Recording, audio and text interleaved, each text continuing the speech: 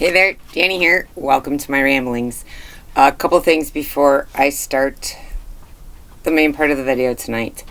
One, if you get the if the AC comes on, you might hear it in the background. It's hot here in Phoenix. And the dogs are still up. I fed them their dinner, but they're still kind of wandering around a little bit. So you might hear a little bit of them.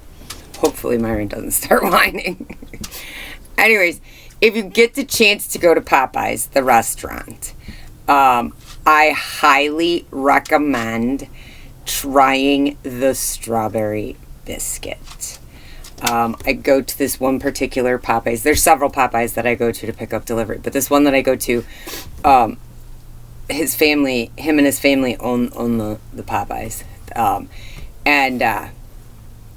The other night when I stopped in, last night to be as a matter of fact, I stopped in to get a delivery, and he handed me one of these biscuits. Now, I didn't initially think strawberries with icing on it in a biscuit, just it doesn't sound appetizing, but oh my god, it was delicious. It's only a limited time that they have it. So get your butt down to your nearest Popeyes and try the strawberry biscuit. It's delicious. I'll be back for a couple of those until they're gone. And then hopefully they bring them back again. The other thing that I want to say is I would like to apologize to the couple tonight. I was well aware starting these videos that there would come a point in my life of doing these videos that strangers, people that watch me, people that are part of our soul tribe that I don't personally know, are going to recognize me. And I apologize so much tonight because I didn't pick up on it. And it's the first time that it happened, and I really didn't expect it to happen this soon. So I really apologize that I didn't give a better reaction and actually spend a little bit more time with you and get your guys' names. But I got it. When you said hey there, that kind of clicked for a second, but my brain was not really thinking or expecting that it would happen this soon. So sorry for my rudeness, and thank you so much. That really made my day. If you see me again, please be sure to say something. I'd really like to give you a better reaction. Anyways, on with the video. What I'm going to say tonight is something that I have contemplated prior to making this channel, when I would share this bit of information with you. The whole point of this journey is to build our soul tribe, our soul family. I share a lot of personal hard things that have happened to me. They're not hard anymore. I've dealt with the pain. I've healed from it all. So I do it in hopes that you understand, so you can understand that I do have an idea where people are coming from. So this is a very intense story.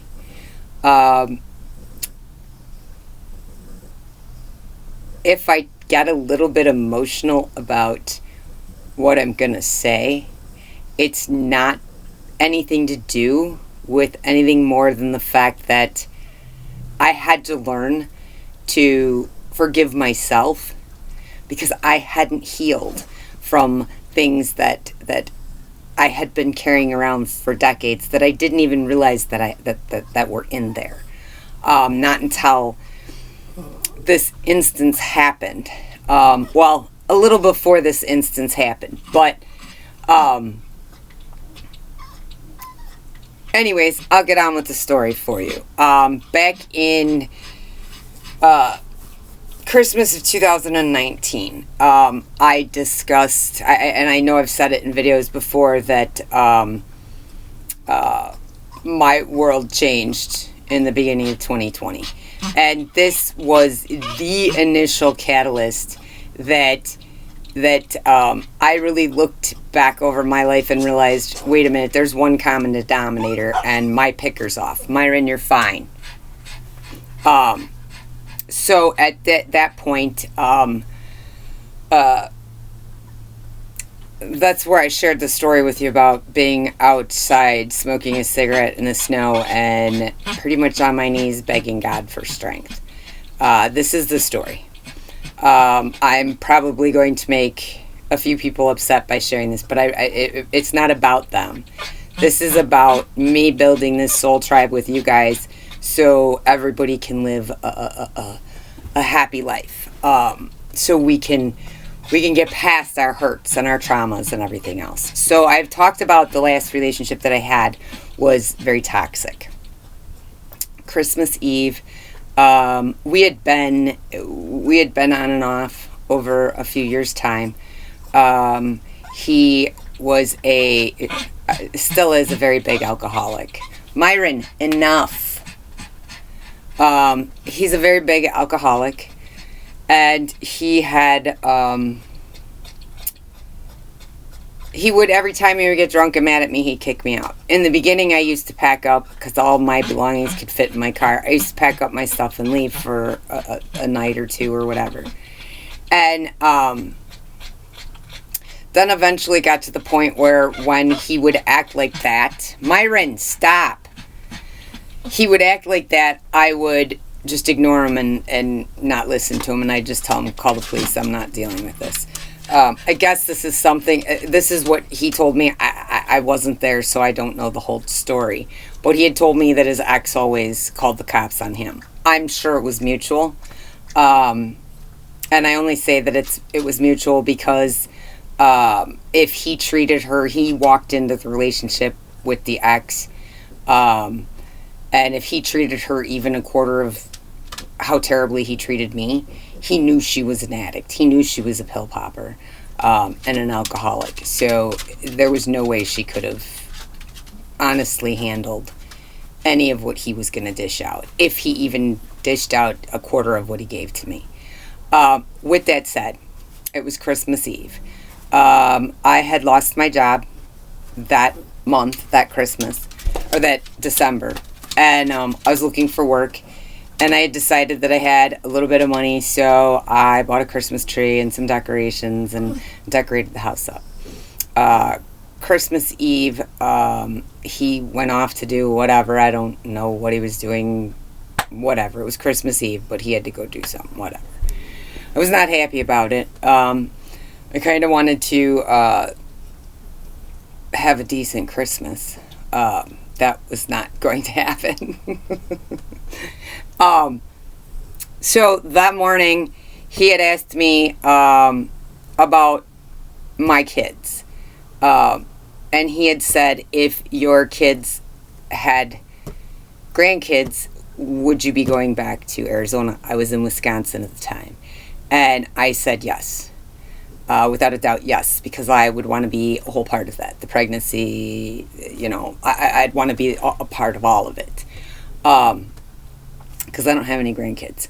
Not that I need them right now. It's on my kids' schedule when they're ready, and they're not ready, so they don't have to. There's no pressure from me. So that kind of started the day. He got mad. I don't know what he was mad about. Once he started drinking, he might make his first couple of drinks normal, like a normal human being. And then after three or four in, he'd start mixing it 50-50. 50% Bacardi and 50% Coke.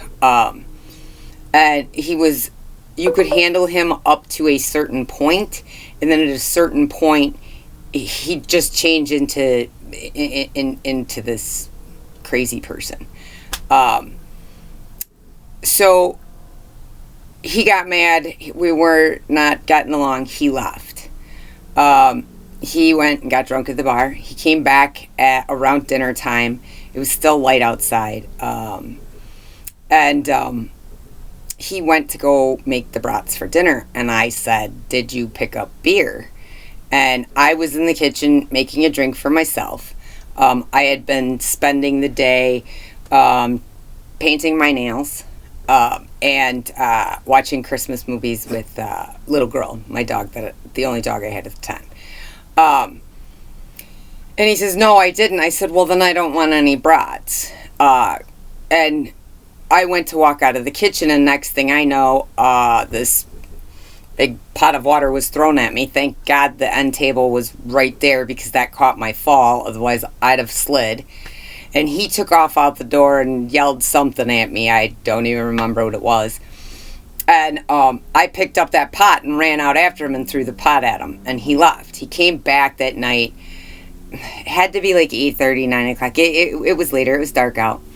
He came back that night and he stuck a Walmart bag in front of me on the coffee table. And he said, "Here's your present." And I looked in the bag, and it was a bottle of Jack Daniels with the little collector cups that come with it. And I looked at him and I said, "Why would you get me this?" I said, "You're the one who every time you get mad at me, you tell me what an alcoholic I am. Why would you buy this for me?" And he got mad, and we fought a little bit more, and shit got tossed. He tossed the bottle out into the driveway, and then I threw some shit out there, and then he took off again. So I stayed there, and little girl and I were watching Christmas movies, still minding our business. Later on, there was somehow later on, there was, I don't know, a text message or something from him. And I responded, and I knew that he wasn't out anymore, but I didn't know where he was. So I had the ability to locate him, his phone, and it said he was near us. And so I didn't know where he was. His truck was outside, but he didn't take it because he was drinking, so he walked to the bar. Anyways, I discovered that he was in the garage. Now, when we moved from the small house that he owned to the bigger house, I paid for all of the locks, so they would be on the same key. And the garage could have a different lock, and his dad could have a key for that lock. Because when we had the smaller house, and I would be there because I worked Monday through Friday as a paralegal, on Saturday and Sunday mornings when John would leave in the morning for work, my car's outside. There's no way to miss that I was there. If my car was there, I was there. There's no chance that my car would have been there and I wouldn't have been there. His dad wouldn't knock like when John was there. He'd just let himself in. And I would sleep. I would sleep not appropriately dressed for my boyfriend at the time's father to come walking in. And we didn't close the door because it was just him and I. Why would we need to have the door closed? And I didn't like that. It felt intrusive. So the key to the garage, I had one to the detached garage. And we had a fight a while back, and I gave him the key back because I wasn't going to deal with the shit. Well, earlier, it was a couple of days before Christmas Eve, that he had put in a garage door opener in the detached garage. It had like 10-foot garage doors. It was really tall. But he was struggling to get it in, so I climbed up on the ladder and I hooked all the wires up and I got the thing to work. So when I realized he was in the garage, I knew where he had hid the key. So I went and got the key and I went into the garage and I said, "What the hell's going on?" I said, "Are you going to come in? Are we going to have a normal Christmas, or is this just going to be constant fighting again? Because I'm really tired of all the fighting." And at that point, he told me to fuck off and some other shit. And I walked over to the garage door opener, climbed up on the ladder that was still there, and I ripped the wires out. I did the work. You didn't pay me for it. Figure it out your damn self. And I walked out. Then I went home. Then I went back into the house. And next thing I know, the cops show up. My son texts me about something with the police or whatever, and I wasn't even outside. I was in the house. And next thing I know, I went to bed, and cops show up, and they arrested me. They came in and asked what happened. I told them. They told me that I lied, and that I was under arrest for domestic violence. Being a paralegal, I shut my mouth right then and there and said nothing more. So they put me in the back of the squad car. The female officer stood at the door with the door open to the back of the squad car. The other officer, his last name was Kennedy, he was wandering around the house and everything else with my ex, taking pictures, writing up a report, whatever. And the female officer kept asking me if I wanted to talk, and I'd just shake my head no. And she'd ask if I would give a breathalyzer, and I'd shake my head no. I did not speak at all at that point, because I had no idea what was going on. I didn't know why I was being arrested. He didn't tell me anything that was supposed to have happened. So when we left there, I went with this Kennedy. At no point at this point had I been read my rights at all. So we're going, I'm assuming, to county jail. And he stops. He has another officer meet us at the hospital. Why we went to the hospital, I don't know. Mind you, I had been sleeping, so the only thing I had on when I got arrested were a pair of slippers and a robe. Nothing else. No purse, no ID, no cell phone, no nothing, no clothes. And so we got to the hospital, and this officer that we met there took me up to this room. They stuck me in the room. 2 nurses came in. They gave me paper scrubs and some socks and took my robe and my slippers. And all of a sudden, 3 nurses came back in, and they were asking me a series of questions about, are you hurt? Is there anything that you're afraid of or anything else? And I had no idea. I thought we were going there because I refused to give a breathalyzer. I had no idea. Nobody explained anything to me. And I said, no, I'm fine. And they're like, are you sure? And I said, I'm fine. I said, why am I here? I don't even know what I'm doing here. And they're like, well, the doctor's going to come in and talk to you in a minute. Okay. Still had no idea what the hell was going on. So the doctor comes in with the 3 nurses, and she asks me the same questions that the nurses did, and I answered exactly the same way. And then at the end, they brought me my robe and my slippers back, and they told me that I needed to sign this release.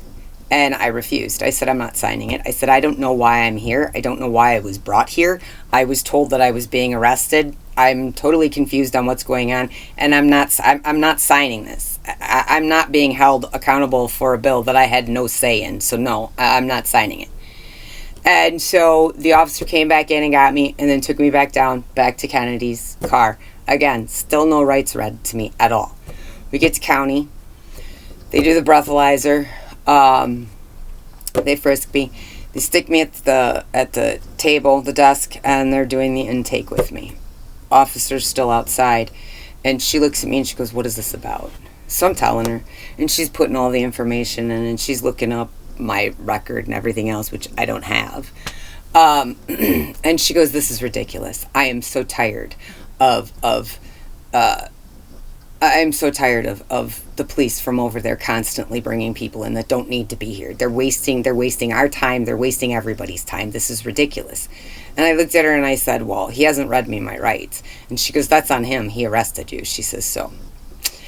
And they did my fingerprints, and they asked me about how many tattoos I had, and I said I have 8 or 9. Never took pictures of the tattoos. Never asked what they were or made any notation of where they were and what they were or anything else.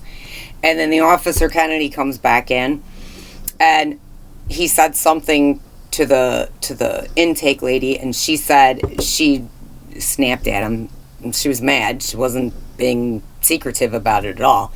And then she looks at me and she goes, is there anything you want to say to him? And I looked at her, and then I looked back at him, and I said, nope, we're good.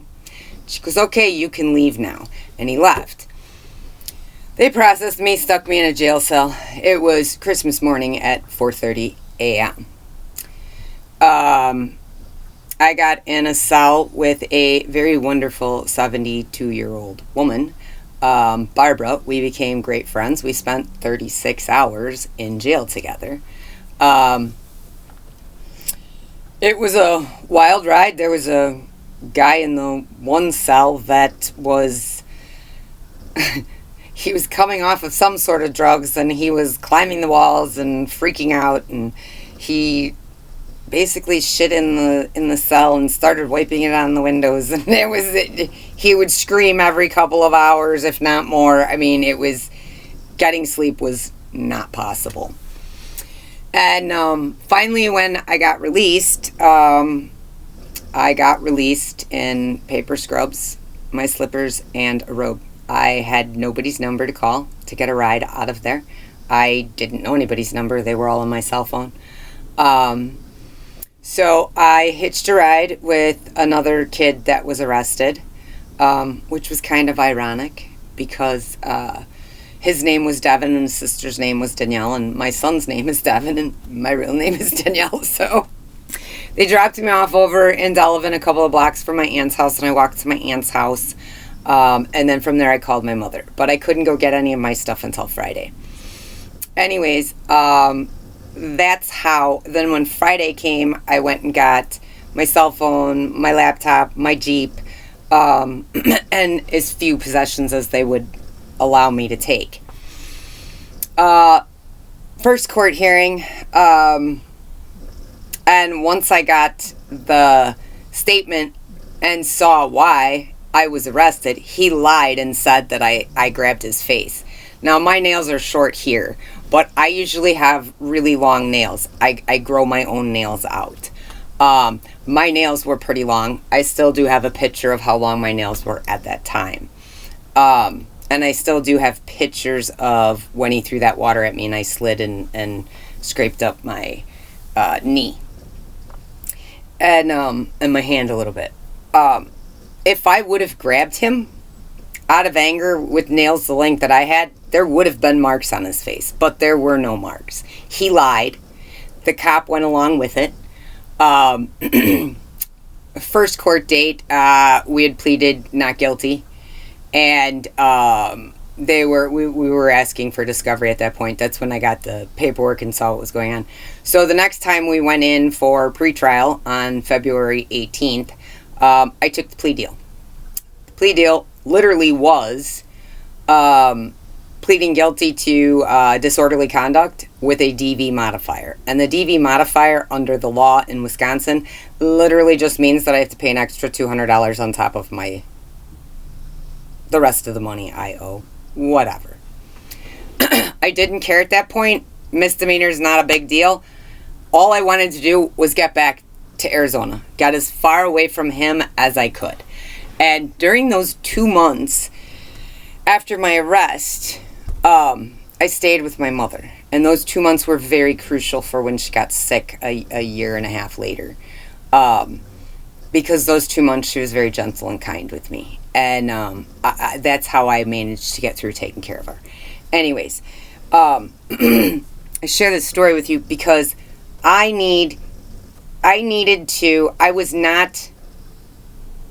was not, in the beginning, I was very shocked and devastated that he would even put me through this.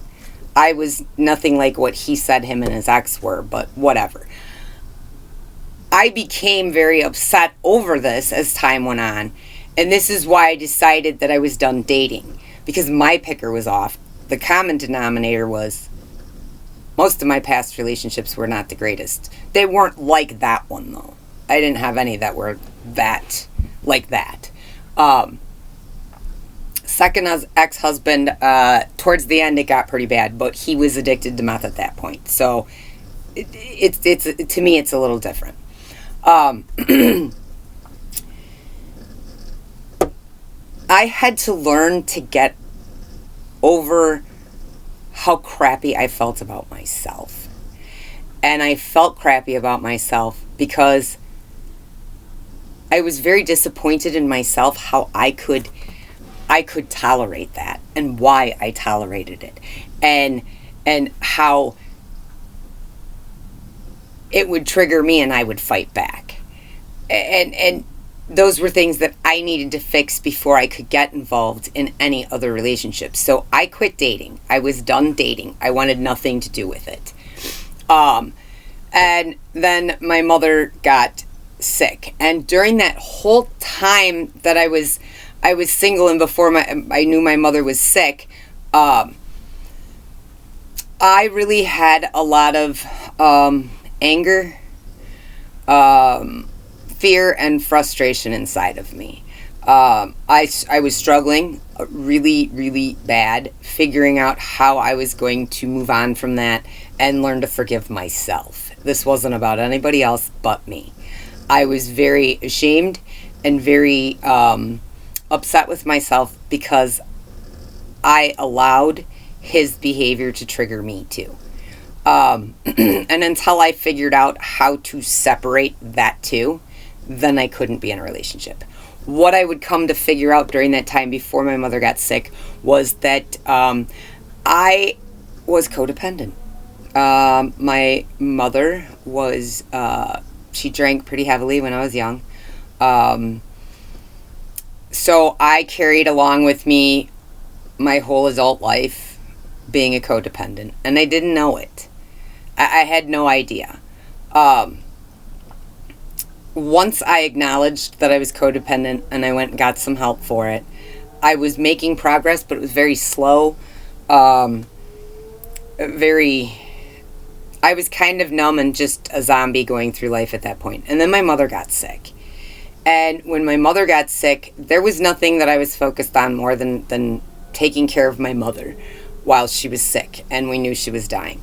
The minute she passed, I forgave myself, I forgave my ex, I forgave everybody who ever hurt me a day in my life. Because at that point in time when I lost my mother, I knew that there was no other pain greater than that at this point in my life. And that is when, after my mother passed, was when I was actually able to start healing and growing. And it went pretty quick from the time she passed until I started to feel better. I started to love myself. I was finding my true authentic self. I share this story with you in hopes that if you're stuck in a situation that you can't see a way out of, and you know that you are doing things out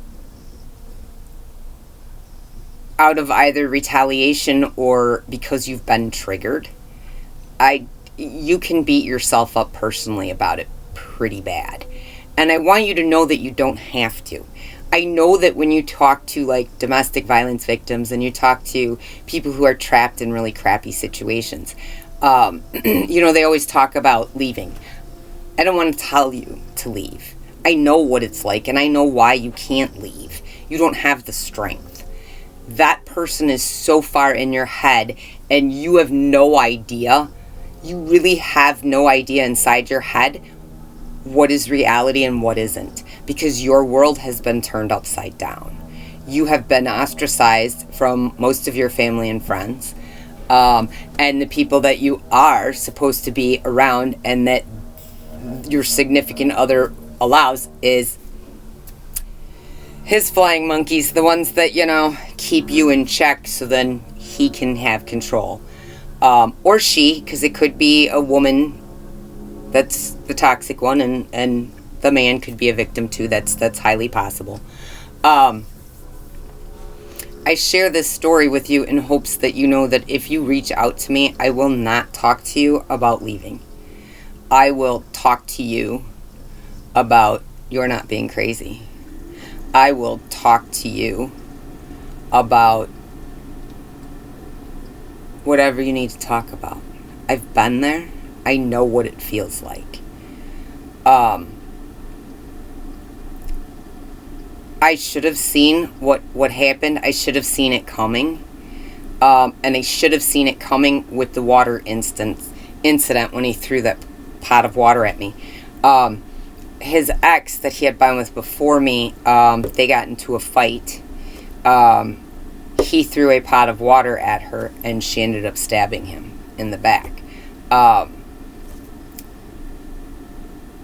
And I remember when I was first with him and I saw the court documents from that incident, I had questioned, I said, well, was it hot water? And he goes, what?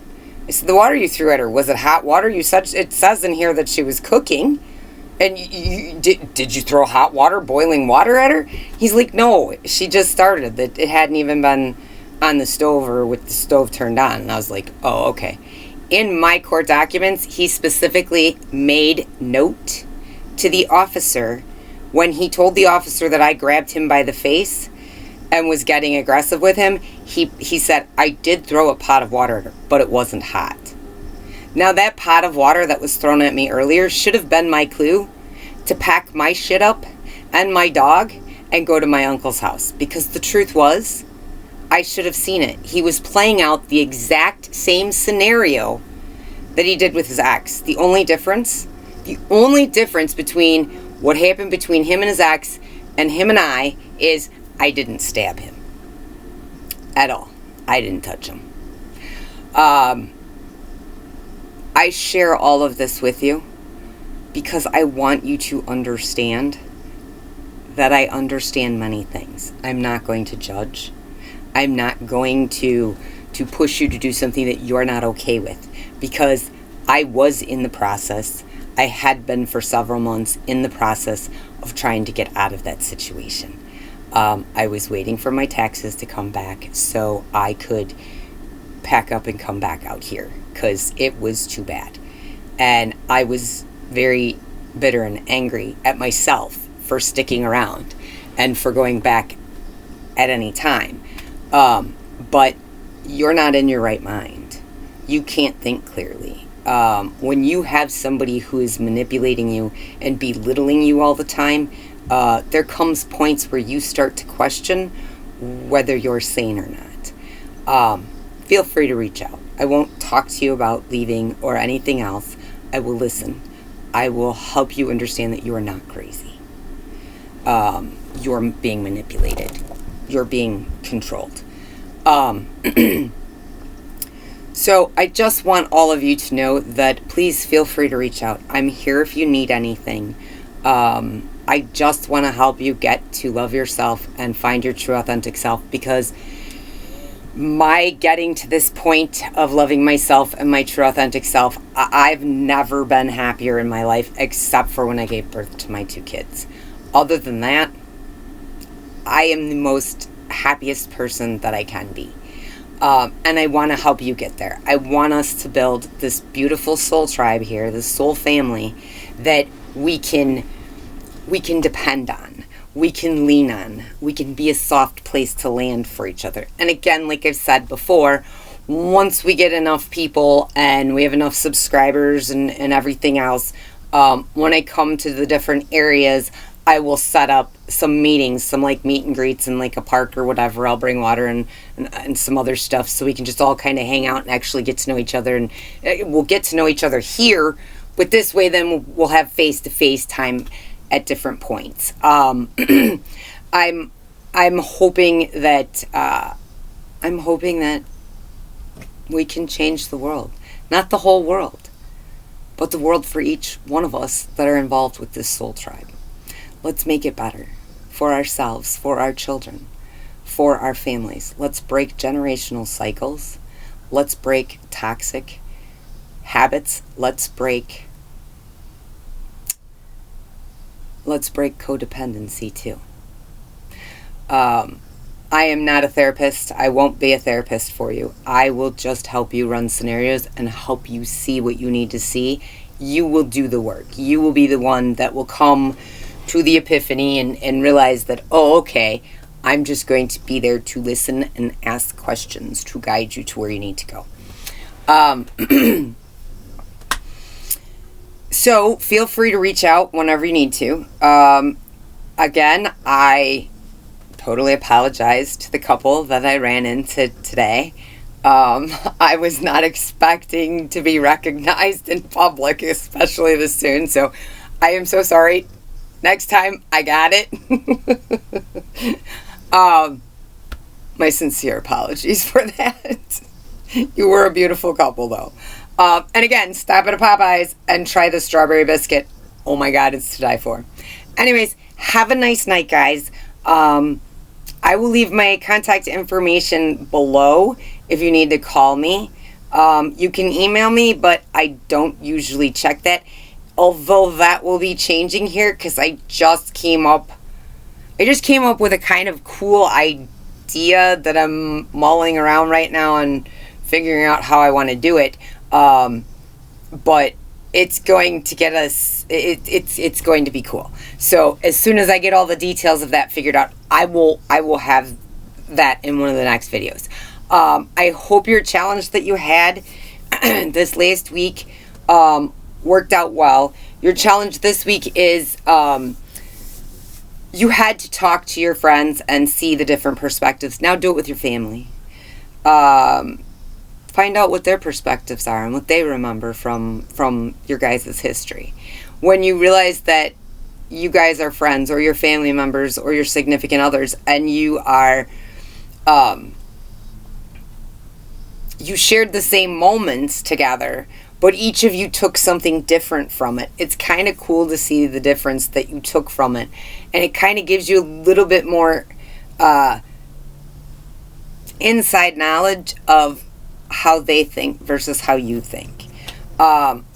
So try that with your family this week.